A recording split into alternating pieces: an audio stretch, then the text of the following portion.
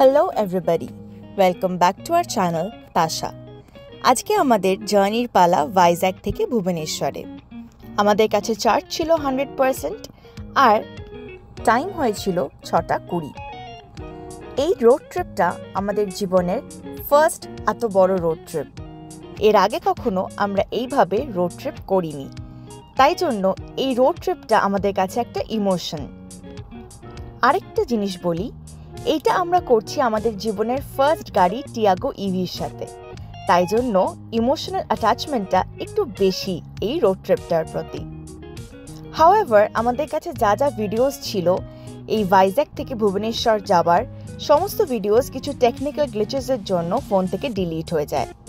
আমাদের মন প্রচণ্ড খারাপ হয়ে গেছিল যে এবার আমরা কিভাবে আপনাদেরকে জানাবো যে আমরা কোথায় কোথায় চার্জিং করলাম আর কিভাবে পৌঁছলাম।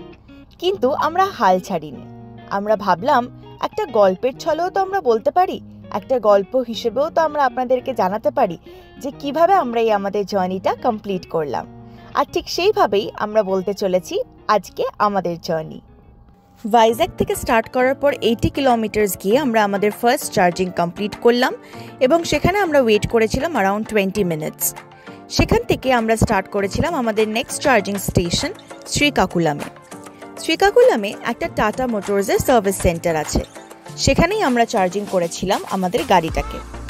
কিন্তু আমরা ঢোকার ঠিক কিছু ফিউ সেকেন্ডস আগে একটা নেক্সন ইভি ঢুকেছিল এবং সে চার্জ করছিল। কিন্তু যিনি ছিলেন ওনার নেক্সন ইভির, আমরা তাকে বললাম যে আমরা অনেকটা দূর যাব। তিনি এতটাই আন্ডারস্ট্যান্ডিং ছিলেন যে তিনি তার গাড়িটা অল্প কিছুটা চার্জ করে আমাদের জন্য ছেড়ে দিল এবং আমরা চার্জিং পয়েন্টটাকে কানেক্ট করে আমাদের গাড়িটাকে চার্জ করে নিলাম। এখানে কিছুটা আমাদের টাইম কিল হয়েছিল অবশ্যই, কিন্তু ওনার সাথে আলাপ হয়ে বেশ ভালো লেগেছিল। তারপর ওখান থেকে আমরা স্টার্ট করলাম আমাদের নেক্সট ডেস্টিনেশন বেরহামপুরের জন্য। এই মাঝখানের স্ট্রেচটায় কোনো চার্জার্স ছিল না। তারপর বেরহামপুরে পৌঁছে টাটা মোটরসের সার্ভিস সেন্টারে আমরা আবার গাড়িটাকে চার্জ করলাম, কিন্তু ওখানে চার্জারটা ফার্স্টে চলছিল না।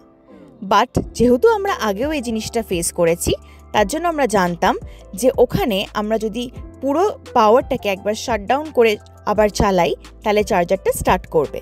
আর ঠিক সেটাই হয়েছিল। সেইভাবে চার্জিংয়ে গাড়িটাকে বসিয়ে আমরা চলে গেছিলাম লাঞ্চ করতে। লাঞ্চ থেকে ফিরে এসে আমরা ওখান থেকে স্টার্ট করেছিলাম, পৌঁছে গেছিলাম ভুবনেশ্বর বাই বিকেল 5টা। আমরা রিয়েলাইজ করেছিলাম আমরা ডিরেক্টলি কলকাতাও চলে যেতে পারতাম। মেবি নেক্সট টাইম আমরা এটা ট্রাই করে দেখব। তারপরের দিন আমরা স্টার্ট করেছিলাম ভুবনেশ্বর থেকে কলকাতা। জজপুর থেকে দাঁতন অবধি রাস্তা ছিল প্রচণ্ড খারাপ, কিন্তু বাকি রাস্তাটা কিন্তু মোটামুটি ভালোই ছিল, খুব একটা অসুবিধা হয়নি। তারপর বেঙ্গলে ঢুকে আমরা চার্জ দিয়েছিলাম জজপুর, কোলাঘাট আর মাঝখানে খড়গপুরে। কোলাঘাটে চার্জ দিয়ে আমরা ডিরেক্টলি পৌঁছে গিয়েছিলাম আমাদের বাড়ি। এখানের ভিডিওটা এখানেই শেষ করলাম।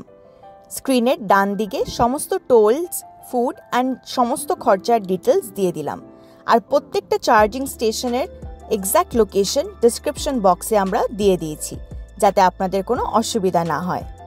এক্স্যাক্ট লোকেশনগুলো ক্যামেরাবন্দি করলেও ব্যাকআপের অভাবে এবং টেকনিক্যাল গ্লিচের অভাবে দেখাতে না পারার জন্য মার্জনা করবেন।